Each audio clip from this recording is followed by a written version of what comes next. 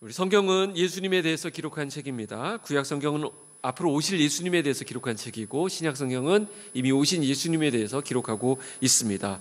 그러니까 구약은 예언이라고 하는 측면에서, 또 신약은 성취라고 하는 측면에서 성경은 예수님을 조명하고 있다, 예수님을 가리키고 있다, 이렇게 볼 수 있습니다. 요한복음 5장 39절에 너희가 성경에서 영생을 얻는 줄 생각하고 성경을 연구하거니와 이 성경이 곧 내게 대하여 증언하는 것이니라, 이렇게 말씀하고 있습니다.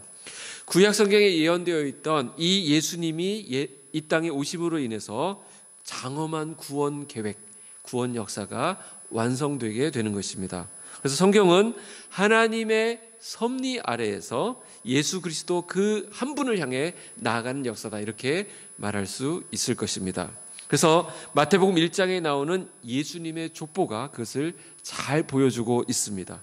마태복음의 시작은 신약 성경의 시작이죠. 마태복음이 신약 성경 표면 제일 처음에 나오니까. 근데 이 마태복음이 신약 성경에서 제일 먼저 쓰여진 책은 아닙니다. 복음서 중에서도, 사복음서 중에서도 마태복음은 가장 먼저 쓰여진 책이 아니라고 우리가 알고 있습니다. 그러면 왜 마태복음이 맨 앞에 오게 되었을까? 이 네 편의 복음서 중에서 마태복음이 가장 먼저 등장하게 되는 것은 마태복음이 구약과 신약을 연결하는 연결고리로서의 역할을 잘 감당하고 있기 때문에 그렇습니다. 이 마태복음은 구약의 그 메시아 대망에 관련된 부분들을 잘 정리하고 구약의 예언들을 그대로 성취하고 있음을 설명하는 그런 책으로 되어 있습니다. 특별히 구약에서 기대하던 메시아가 이 땅에 오실 것을 구약 성경의 그 연속과 완성이라는 차원에서 볼 수 있는데, 이것을 가장 잘 대변하고 있는 말씀이 마태복음에 나옵니다. 그 말씀이 뭔지 아세요? 우리가 다음 주에 살펴보려고 하는데, 마태복음 1장 23절에 나오는 임마누엘 사상입니다.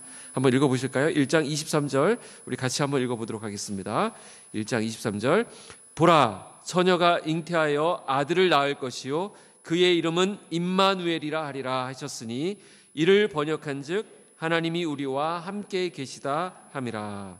하나님이 우리와 함께 계시게 된 사건, 이 임마누엘이 예수님을 통해서 성취된 것이다 말씀하고 있는 것입니다. 자, 마가복음이 사실은 가장 먼저 기록된 것으로 보는 학자들이 많습니다. 그럼에도 불구하고 마태복음이 신약 성경 맨 처음을 차지하고 있는 것은 마태복음이 구약을 이어서 말씀하고 있기 때문에, 즉 성경 편집 과정에서 이 구약 성경을 가장 잘 요약하고 정리하고 집약한 책이 마태복음이기 때문에 이 성경을 배치하면서 마태복음을 제일 앞에다 둔 것입니다. 그 구약과 신약의 연결고리를 마태복음이 하고 있다, 이렇게 보시면 좋겠어요. 자, 근데 마태복음을 쓴 사람이 바로 마태인데, 이 마태는 이 말씀을 기록하면서 누구를 대상으로 이 마태복음을 기록했냐면 유대인들을 대상으로 이 책을 기록했습니다. 유대인들. 그러니까 유대인들은 구약에 나오는 여러 가지 개념들, 또 절기나 규례 이런 것들에서 빠삭하게 알고 있는 사람들이잖아요. 그러니까 마태복음에는 그런 절기나 규례에 대해서 상세하게 설명하지 않습니다. 그런 절기가 있더라, 그런 규례가 있더라 하면서 그냥 지나가지 그걸 설명하지 않아요. 그러나 누가복음을 보면 누가복음은 대상이 틀려집니다. 누가는 이방인들을 대상으로 이 누가복음을 기록했기 때문에 그 누가복음에 보면 모든 절기들, 이날은 뭐 하는 날이라, 이런 규례는 이런 것들이라 이러면서 이제 설명하는 내용들이 나옵니다. 대상이 다르기 때문에 그런 거예요. 그래서 유대인들을 대상으로 쓴 이 마태복음은 여러 가지 지식들을 배경으로 하고 있기 때문에 그 사람들 뻔히 다 알잖아요. 만약에 우리 한국 사람들 대상으로 글을 쓴다고 했을 때 굳이 뭐 설날에 대해서, 설날은 어떤 날인데, 뭐 추석에 대해서 이런 거 설명할 필요가 없잖아요. 그러니까 그런 것처럼 유대인들은 그 내용을 다 알고 있습니다. 그러니까 구약 성경에 대한 배경 지식이 어느 정도 있는 사람들, 그 사람들을 독자로 하기 때문에 마태복음은 그런 것을 좀 염두에 둬야 된다라는 것입니다. 근데 이 마태복음을 시작하면서 족보가 나오는데, 이 족보는 단순히 예수 그리스도의 조상이 어떤 분들이 계셨는가를 밝히는 데 목적이 있지 않습니다. 그런 객관적인 족보가 아니에요. 그러니까 다시 말해서 이 족보는 마태라고 하는 사람에 의해서 의도적으로 편집된 족보입니다. 그러니까 계획된 족보라는 것입니다.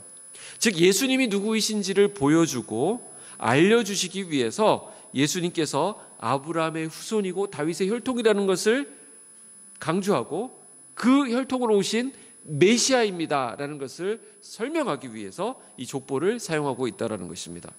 그러니까 예수님이 오신 것은 구약의 예언이 성취된 것이다, 이렇게 보는 것입니다. 그래서 1절을 보시죠. 1절, 아브라함과 다윗의 자손 예수 그리스도의 계보라 그랬는데, 이 계보라는 것은 우리로 치면 족보라 이런 뜻입니다. 족보다. 근데 2절부터 쭉 읽어가다 보면 여러분들이 성경을 읽다가 벽에 부딪히는 것을 느끼게 되실 것입니다. 마음 먹고 성경 일독해야지 하는데 구약은 좀 어렵고 신약부터 읽어야지. 그래서 신약을 딱 읽는데 신약 읽다가 시험 들기 딱 좋은 본문이 마태복음 1장이죠.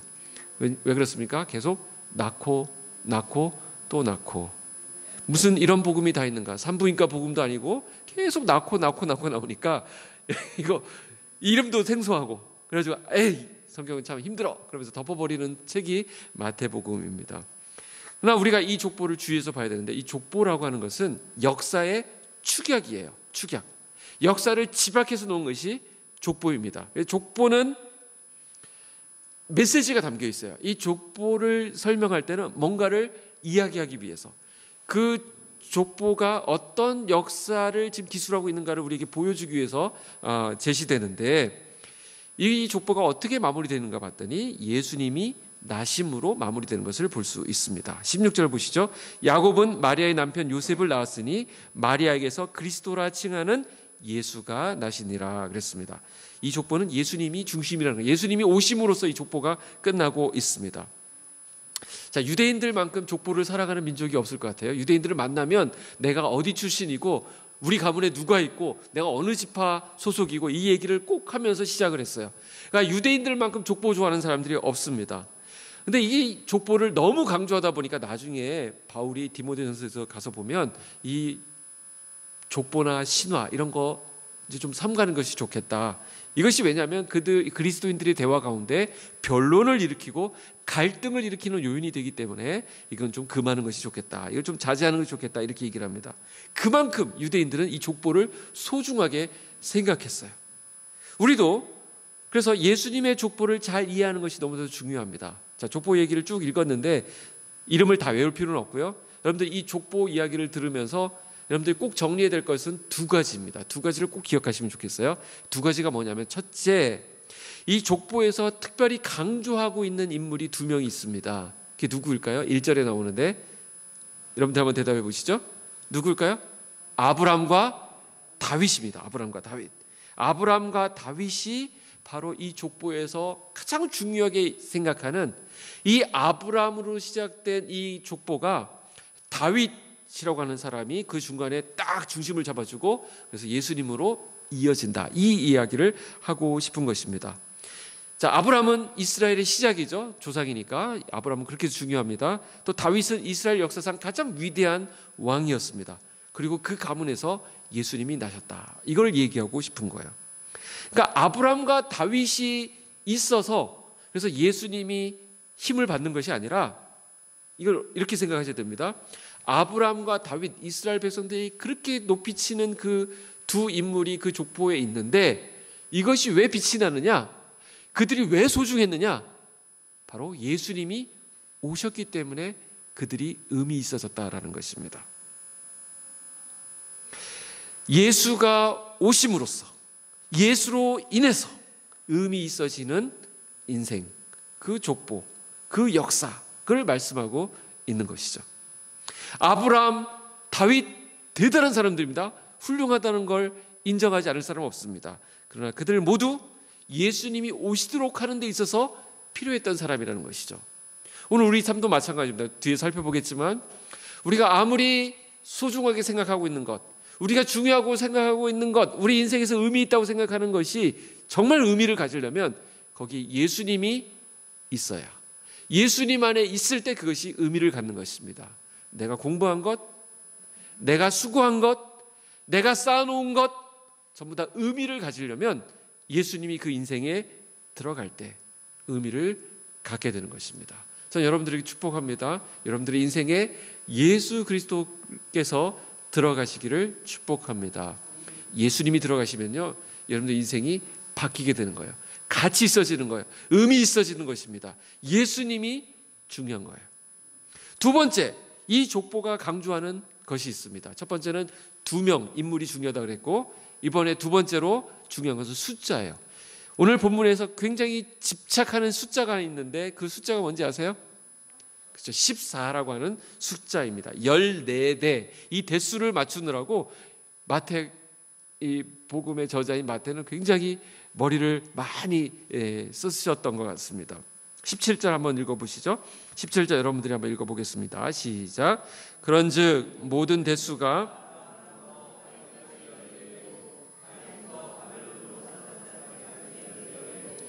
바벨론으로 사로잡혀 간 후부터 그리스도까지 14대더라. 자, 여러분 14대를 여러분들이 좀 우습게 볼 수 있는데 14대는 어마어마한 대수입니다. 어마어마한 대수예요. 여러분들 몇 대까지를 기억하시나요? 여러분들 위에 몇 대까지? 제가 오늘 아침에 아침 일찍 일어나가지고 저희 가문을 한번 조사를 해봤어요. 저희 가문은 저희 증조 할머니 때부터 신앙이 시작됐습니다.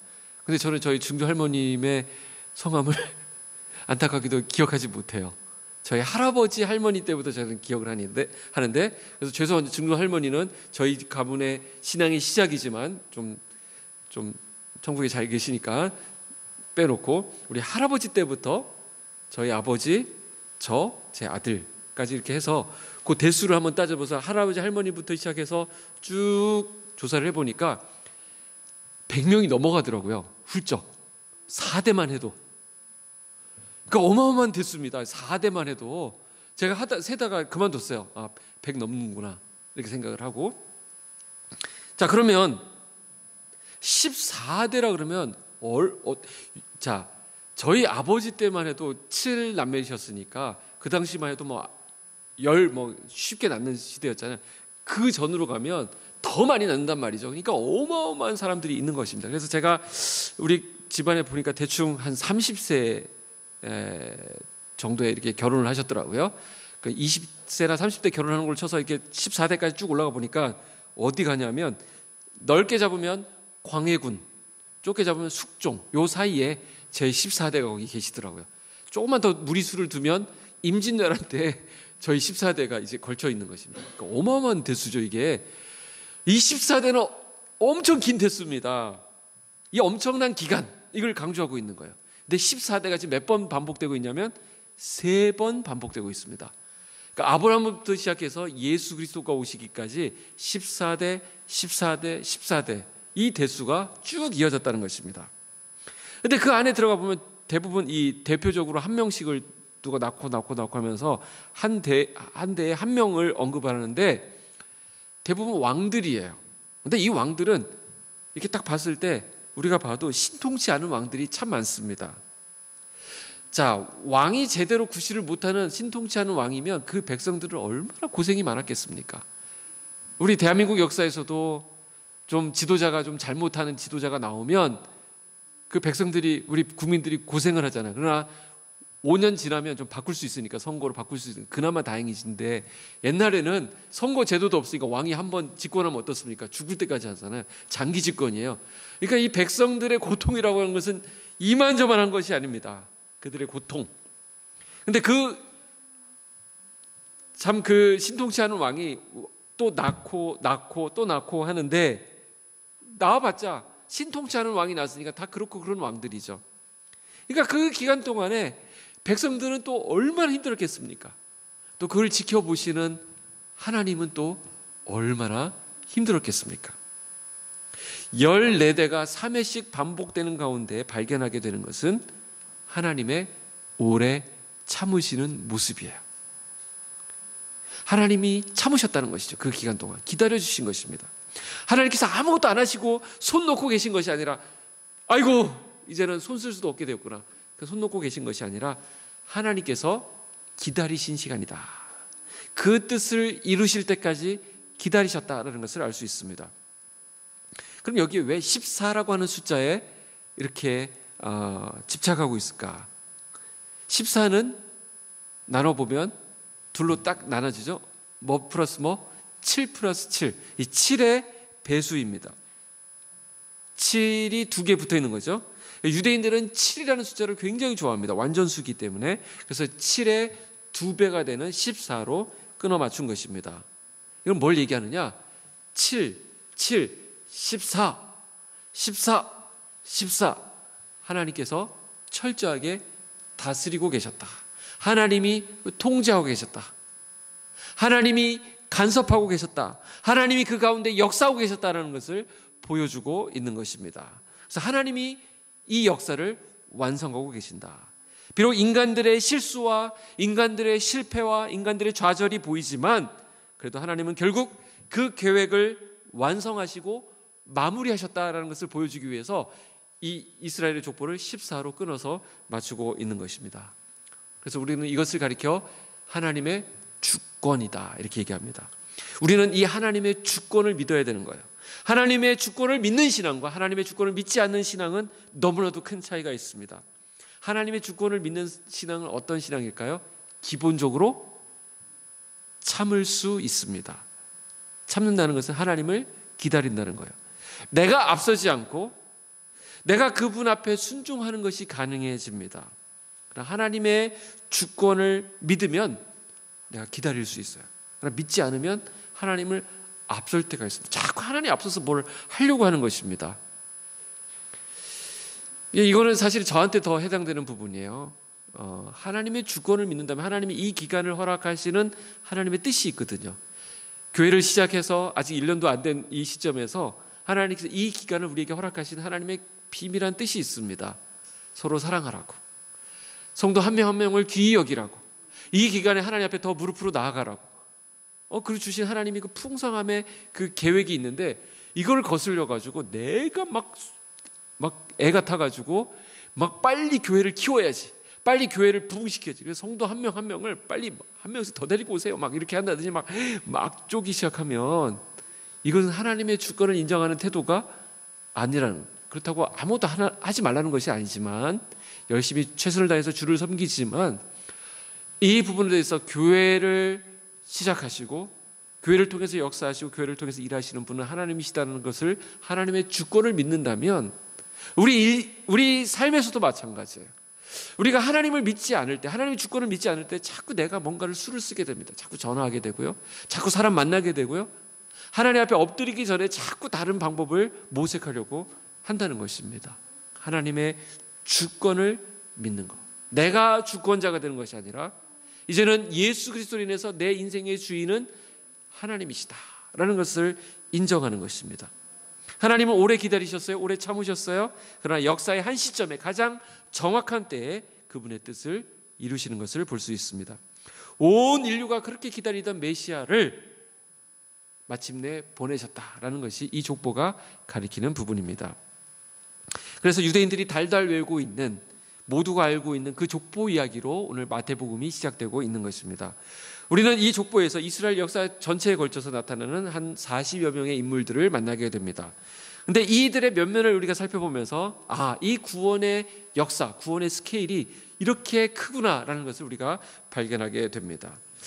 이 족보에 나오는 사람들 면면을 보면 참 시원찮은 사람들도 있습니다. 또 라합이나 다말처럼 세간의 평판이 별로 안 좋았던, 아이고 저런 사람이 족보에 올라갔어, 이런 사람들도 있고요. 헤스론, 람, 나손, 압킴 같이 이름도 못 들어본, 저런 사람이 다 있었어? 하는 사람들도 나타납니다. 그리고 므낫세 같이 악한 왕들의 모습도 등장하고 있습니다. 이것만 보더라도 예수님의 족보는 문제가 많아 보이는 족보입니다. 불안하기 짝이 없는 족보예요. 어떻게 족보에다 저런 이름들을 집어넣을 수 있는지, 굳이 넣는다면 제대로 된 사람으로 쭉 꾸릴 수도 있을 텐데 왜 저렇게 했을까? 의구심이 드는 그런 족보입니다. 자, 아브라함을 시작으로 해서 이스라엘의 족보는, 이스라엘 역사는 다윗 왕 때 가서 정점을 이루지만 쭉 살펴보면 아브라함과 다윗도 사실 문제가 많은 사람이죠. 아브라함이 얼마나 많이 넘어졌습니까? 연약한 모습을 많이 보여줍니다. 다윗도 하나님 앞에서 크게 넘어진 적이 몇 번이나 있었습니다. 영광과 치욕의 부침이 있는 역사입니다. 이스라엘은 끊임없이 또 하나님 앞에 범죄하였습니다. 그러나 하나님은 그들을 징계하시면서도 그들을 여전히 사랑하셔서 이 족보를 쭉 하나님께서 끌어가셨다는 것을 볼 수 있습니다. 자, 마태가 복음서를 기록하면서 족보를 기록하면서 굳이 넣지 않아도 될 이름을 거기다 끼워 넣는 이유가 무엇입니까? 이런 좀 마음에 안 드는 사람들 이름을 빼도 되지 않을까요? 어차피 이 족보에는 이름을 다 집어넣지도 않았어요. 어떤 걸 건너뛰었습니다. 14대에 맞추다 보니까 빠진 이름들도 꽤 많이 나옵니다. 어차피 모든 사람의 이름을 다 쓴 게 아니에요. 중간에 보면 건너뛴 왕들도 보입니다. 이름이 못 들어간 왕들이 있어요. 8절 한번 보실래요? 8절 보시면서 여러분들이 이상한 걸 잡아내실 수 있으면 대단한 성경 실력이십니다. 8절 제가 읽어볼게요. 아사는 여호사밧을 낳고 여호사밧은 요람을 낳고 요람은 우시야를 낳고. 어떻습니까? 문제 없습니다. 그럼 할 말이 없지만 여기에 빠진 이름들이 있습니다. 누구와 누구 사이에 빠져 있냐면 요람과 우시야 사이에 빠져 있습니다. 거기에 왕으로 치면 4명이 빠져 있고 자손으로 치면 3명이 빠져 있습니다. 그러니까 아하시야, 요아스, 아마샤가 직계 자손들이고 아달랴라고 하는 또 다른 인물이 거기에 왕으로 들어가니까 왕으로는 4명이 빠지는 거예요. 그걸 빼버렸어요. 마태가 그걸 기록하면서 14대를 맞추다 보니까 이 사람들을 그냥 쑥 빼버린 것입니다. 또 11절에 가보면 바벨론으로 사로잡혀 갈 때 요시야는 여고냐와 그의 형제들을 낳으니라 이렇게 되어 있는데, 여고냐라고 하는 인물은 여호야긴이라고 하는 인물이에요. 근데 여호야긴, 요시야는 여호야긴을 낳았다 했는데 그 사이에 또 한 명이 빠져 있습니다. 누구냐면 여호야김이라고 하는 사람이에요. 여호야김. 이 사람이 거기 빠졌습니다. 이 왕들이 왜 빠졌을까요? 사실 족보에 나오는 다른 왕들에 비해서 이 빠진 사람들이 그렇게 나쁜 왕은 아니에요. 그렇게 뭐 악한 행동을 더 했다고 이렇게 볼 수도 없어요. 므낫세 같은 사람이 훨씬 더 악해요. 그러나 하나님 눈에는 이 빠진 사람들이 하나님 눈에는 있으나 마나한 사람들이었다라는 것을 보여주고 있는 것이죠. 그래도 한 시대를 살았는데, 그래도 왕까지 했던 사람들인데 하나님 보시기에는 있으나 마나더라라는 것이죠. 오늘 성경이 이 관점을 우리에게 보여주고 있습니다. 이것이 성경의 시각이라고 한다면, 이것이 성경의 관점이라고 한다면 오늘 우리에게 많은 것을 생각하게 합니다. 하나님은 우리를 보실 때 내가 이 세상에서 어떤 지위를 가지고 있느냐, 어떤 직장에 다니고 있느냐, 어디서 공부를 했느냐, 어디 학교 출신이냐, 내가 얼마나 많은 재산을 가지고 있느냐, 얼마나 내가 많은 자격증을 가지고 있느냐, 내가 얼마나 좋은 집에서 살고 있느냐를 중요하게 보시지 않는다는 것입니다. 하나님이 보시는 시각은, 하나님이 중요하게 보시는 것은 하나님이 주신 그 목적을 그 인생 가운데 이루고 살고 있느냐, 이것이 하나님의 중요하게 보시는 관점이라는 것입니다. 하나님의 목적을 잘 이루고 있느냐라는 것입니다. 여러분들은 하나님의 목적에 맞게 살고 있습니까? 이 질문은 사실 무거운 질문인데, 우리가 하나님에게 기억되는, 하나님이 중요하게 보시는 사람이 될 수 있는 아주 중요한 방법이 하나 있습니다. 그것은 예배입니다. 예배를 진심으로, 영과 진리로 하나님을 온전히 예배드리는 사람을 하나님은 결코 하찮게 여기지 않으십니다. 그가 어디에 있든지, 그가 못 배웠든 많이 배웠든, 그가 많이 가졌든 덜 가졌든 상관하지 않고 하나님은 하나님을 전심으로 찾는 자들을 하나님은 찾고 계세요, 지금. 그렇기 때문에 하나님은 하나님을 예배하는 그 사람을 소중하게 보신다는 것이죠. 성경에 많은 인물들이 지나갔습니다. 그러나 성경에서 하나님께서 집중해서 보시고 이 사람 귀하다 해서 믿음의 전당에 올라가 있는 사람들을 면면을 쭉 보면 이들은 그들의 삶을 통해서 하나님을 온전히 예배했던 사람들이었습니다. 오늘 주일날 와서 예배 드릴 때 여러분 전심으로 예배하셔야 됩니다. 그리고 여러분들의 삶의 현장에서 또 예배자로 살아내셔야 됩니다. 그 사람을 하나님께서 소중하게 보시는 것입니다. 자, 그렇다면 신약이 열리는 이 첫 번째 책인 마태복음에, 그것도 이 첫 장에 예수 그리스도를 소개하면서 왜 이런 거슬리는 이름들을 앞에 쭉 나열하고 있느냐? 우리 같으면 족보에서 다 빼버릴 것 같은데, 우리 머리에도 기억 남지 않는 사람들, 그리고 세상 사람들이 봤을 때 이것은 평판이 안 좋기 때문에 이 사람은 빼도 좋겠다 하는 사람들, 다음 주에 이제 좀 평판이 안 좋았던 여인들 중심으로 좀 살펴보려고 하는데, 그 여인들의 이름까지도 막 집어넣고 있습니다. 예수님의 족보에는 그들의 이름이 다 들어가 있어요. 약한 사람, 악한 사람, 문제 있는 사람, 평판이 안 좋은 사람, 그 사람들이 예수님의 족보에 그대로 들어가 있습니다. 바로 이것이 성경이 가지는 아름다움이에요. 인간의 아픔과 인간의 약점과 인간의 허물들을 고스란히 그대로 다 실어 놓고 있습니다. 바로 거기서 구원의 역사가 일어나기 때문에 그렇습니다. 하나님께서 품으시는 그의 은총의 범위가 얼마나 크고 방대한 것인지, 그 스케일이 얼마나 크신 것인지 보여주시는 거예요. 여기에 녹아들지 않을 사람은 없습니다. 바로 이 사실 때문에 저와 여러분들도 그 은혜 안에 들어가 있는 것이죠. 인간의 역사 속에 도도하게 흐르는 하나님의 구원 사역은 인간의 실패나 인간의 연약함이나 인간의 죄나 인간의 자질에 의해서 제한받지 않는다는 사실을 오늘 예수님의 족보가 우리에게 웅변하고 있습니다. 하나님의 구원은 우주적인 거예요. 이 하나님의 구원의 사이즈에 못 들어올 내용은 없습니다. 그 어떤 것에 의해서도 우리 하나님은 제한받지 않으신다라는 것이죠. 거기에 하나님의 강력한 의지가 담겨져 있습니다. 이 족보가 지금 말씀하고 있는 것이 무엇이죠? 이 모든 것은 하나님의 계획과 섭리를 따라서 진행한 것이지 아무렇게나 무계획적으로 그냥 될 대로 되라 하면서 펼쳐진 것이 아니라는 것입니다. 무슨 말이죠? 예수님께서 오신 것은 어느 날 갑자기 우연히 돌발적으로 어떻게 하다 보니 오신 게 아니라는 것입니다. 하나님의 섭리 가운데, 하나님의 철저한 계획 가운데, 하나님의 그 경륜 가운데 오신 철저한 계획된 사건이라는 것입니다. 그것을 증명하기 위해서 마태는 의도적으로 14대로 이스라엘 역사를 끊어 맞추고 있습니다. 14는 7의 배수라고 했죠. 7이 완전수이기 때문에 7 더하기 7, 완전의 완전입니다. 그러니까 완벽한 역사를 우리에게 소개하고 있는 것이죠. 자, 14가 3번에 걸쳐서 나오니까, 14대가 3번에 걸쳐서 나오니까 14 곱하기 3 하면 얼마이죠? 빨리 계산 빠르신 분. 42가 되죠. 42. 42라고 하는 숫자가 나옵니다. 총 42대수가 되는 것입니다. 그러니까 아브라함부터 시작해서 예수님이 오시기까지 42대가 흘렀다는 것입니다.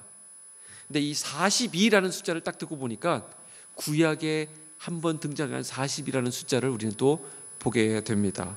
어디에 42가 나오는지 아세요? 민수기 33장에 나옵니다. 거기에 어떤 내용이냐면 출애굽한 이스라엘이 애굽을 나와서 가나안 땅까지 들어갈 때 그 여정이 쭉 기록되어 있어요. 오늘 여러분들 가셔서 민수기 33장을 펴서 한번 읽어보시기 바랍니다.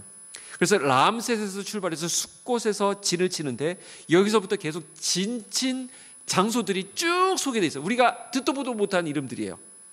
그런데 가나안에 입성하기까지 모두 몇 군데 진을 치면서 지나가게 되냐면 몇 군데를 지나갈까요? 42군데를 지나갑니다. 42군데. 그러니까 아브라함 때부터 시작해서 낳고 하다가 예수님 때까지 오는데 42가 걸렸다고 한다면, 42대수가 걸렸다고 한다면, 그것과 짝을 이뤄서 애굽을 출발하여 가나안 입성 때까지 모두 진치고 가서 모두 몇 군데를 지나가냐면 42군데를 지나간다라는 것입니다. 자, 마태는 어떤 사람이냐고? 구약 성경의 정통한 사람입니다. 또 이 성경을 읽을 사람들이 어떤 사람들인지 잘 알고 있는 사람이에요. 그래서 마태가 이 마태복음을 기록하면서 염두에 두었던 것이 무엇이냐면 이 출애굽의 여정, 하나님의 백성들이 애굽을 나와서 가나안에 들어가는 이 출애굽의 여정과 이 예수님의 족보, 인류를 구원하시기 위해서 아브라함부터 시작해서 하나님께서 천하 만민이 복을 받게 할 것이다 하셨던 그 복을 가져오시는 그 예수님의 족보가 정확하게 맞아떨어지더라라는 것을 우리에게 알려주고 있는 거예요. 이 사실을 누구보다도 잘 알고 있었던 마태가 그 출애굽 여정 하나하나를 섬세하게 인도하셨던 하나님이 동일하게 구원의 역사, 예수 그리스도의 오심을 우리에게 전달하기 위해서 그와 동일한 방법으로 이 족보를 사용하고 오셨고 이 족보를 이끌어 오셨음을 우리에게 알려주고 있는 것입니다. 자, 이렇게 보면 우리 인생에서 쓸모없는 부분이라고 생각하는 부분은 없는 것 같아요. 이스라엘 백성들이 광야길을 나오면서 사실 한 번에 가나안으로 쑥 직행할 수 있었습니다. 그러나 어떤 일들로 인해 가지고 이제 광야를 돌게 되었죠. 광야를 돌면서 이 텐트를 치고 걷고 하는 거, 이동하는 거, 이거 보통 힘든 일이 아닙니다. 어디 사람은 이제 정착하고 싶은 마음이 있기 때문에 가끔 좀 이렇게 여행 다니는 걸 좋아하시는 분이 있지만, 그것도 한두 번 이제 여행 다니면서 마지막에 하는 말은 뭐예요? 그래도 집이 제일 좋더라, 이런 말씀 하시죠? 네. 제 아내는 텐트 치고 어디 캠핑하는 거 별로 안 좋아합니다. 좀 싸고 뭐 그렇더라도 지붕 멀쩡하게 있는 그런 집에 들어가서 자는 걸 좋아해요. 이 텐트가 이게 쉬운 게 아닙니다. 텐트 치고 하는 게. 근데 그거를 42곳이나 돌아다닌 것입니다. 그러다가 가나안에 입성한 거예요. 이스라엘 백성들은 이런 질문을 했을 거예요. 우리가 왜 여기 있는 것이지? 이건 도무지 이해되지 않아. 내가 왜 여기 있어야 하는 건가? 정말 우리는 쓸데없이 이 광야길을 걷고 있는 것이야 라고 불평했을지도 모릅니다. 바로 가나안으로 직행할 길이 있는데 이름도 못 들어본, 여러분들 제가 이름 몇 가지만 소개해 볼까요? 비하히롯 들어보셨어요? 돕가 이런 데를 지나갑니다. 가면서 얼마나 이스라엘 백성들이 짜증을 내고 불평을 했을지 상상이 돼요. 성경에도 그런 표현들이 많이 나오죠. 불평했다는 표현. 당시 이스라엘 백성들이 이건 정말 불필요한 부분이라고 생각했을 그 하나하나의 여정도 가만히 들여다보니까 하나님의 거대한 구원 관점에서 바라보니까 그 모든 것은 하나님의 구원 역사를 완성하는 데 있어서 아주 중요한 퍼즐이었다는 것을 알게 된다는 것입니다. 마태는 나중에 예수님을 소개하는 복음서를 쓰면서 이 사실을 깨닫게 됩니다. 그래서 우리가 예수님이라고 하는 것을 놓고 보면 이 족보가 완성되는 것처럼 예수님이 오심으로써 족보가 우리에게 이제 끝났잖아요. 그 다음에는 우리에게 그 메시지를 주고 있는 거예요. 이제는 이 예수님 족보에 우리가 들어가야 되는 것입니다. 예수님의 계보에 입적하는 것이 너무나도 중요해요. 그래서 우리가 예수를 믿는다는 것은 옮겨지는 것입니다. 사망에서 생명으로 적을 옮기는 거예요. 그게 바로 예수 믿는다는 것입니다. 새로운 피조물이 되는 거예요. 보라, 새 것이 되었도다. 우리가 하나님의 양자로 입적이 되는 거 아시죠? 양자됨.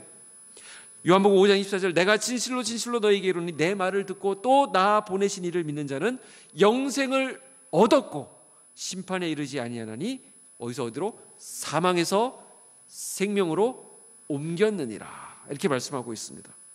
우리는 옮겨진 삶을 살, 예수님께로 이제는 옮겨진 삶을 살게 되는 것입니다. 이제 예수님 안에서 돌아보니까 이제는 지난날의 그 모든 일들이 이해되기 시작합니다. 어떤 분들은 그렇게 말씀하시는 분이 있어요. 나는 내 인생에 이해되지 않는 부분이 있습니다. 내 인생의 추억에서 지워버리고 싶은 순간이 있습니다. 과거의 어떤 잘못된 결정으로 인해서 완전히 꼬여버린 내 인생이 있습니다. 그렇게 말하시는 분이 있어요. 내 결혼 생활은, 내 청소년기는, 나의 30대는 완전히 허비되었다. 그건 완전히 잘못 선택한 것이다. 내가 이 남자를 만나지 않았더라면, 내가 이 여자를 만나지 않았더라면, 내가 이 길을 선택하지 않았더라면, 내가 그 사건에 말려들지 않았더라면, 내가 그 일에 연루되지 않았더라면 하는 순간들이 여러분들에게 있을 수 있다는 것입니다. 그럼 오늘 성경이 그런 우리들에게 말씀하고 있는 것이 무엇이죠? 왜 하나님은 나에게 이런 일들을 하도록 하셨는가 하면서 하나님을 향해 불평하고 원망했던 그 쓸모없어 보이던 그 삶의 파편 같은 그 조각, 아주 작은 그 조각마저도 하나님의 원대한 구원 계획 역사에 갖다가 딱 맞춰보니까 너무나도 절묘하게 잘 맞아 떨어지더라는 것입니다. 하나님은 실수하지 않으시는 분이시거든요. 여러분들 퍼즐을 맞춰보셨어요? 퍼즐 막 1000피스 뭐 이런 거 해보면 아주 조그마한, 이거 어디다 써? 하는 거 있습니다. 근데 나중에 그거 함부로 팽개쳐놨다가는 큰일 나죠. 나중에 그거 없으면 그림이 완성되지 않습니다. 그게 너무나도 중요한 거예요. 여러분들 삶에 경험했던 모든 것들은 하나님께서 다 존귀하게 사용하시는 멋진 퍼즐 한 조각이라는 것입니다. 오늘의 실수, 오늘의 실패, 어제의 그 아픔, 지난날의 그 상처가 사실은 하나님께서 너무나도 존귀하게 사용하시는 하나님의 구원 역사의 중요한 한 부분이 된다는 사실을 여러분들 인정하시고 고백하시는 은혜가 있기를 축복합니다. 하나님은 실수하지 않으십니다. 하나님은 기다리십니다. 하나님 우리를 참으세요. 하나님은 그분의 때에 정확하게 일하실 거예요. 우리 인생 가운데 하나님의 역사를 이루실 것입니다. 단 우리가 예수 그리스도 안에 있을 때, 우리가 예수님 안에 있을 때 예수님으로부터 우리 새로운 은혜의 역사가 시작되는 것입니다. 그 하나님 베풀어 가시는 은혜의 역사 안에서 멋진 풍성한 삶들을 살아가시는 저와 여러분이 되시기를 축복합니다. 기도하겠습니다.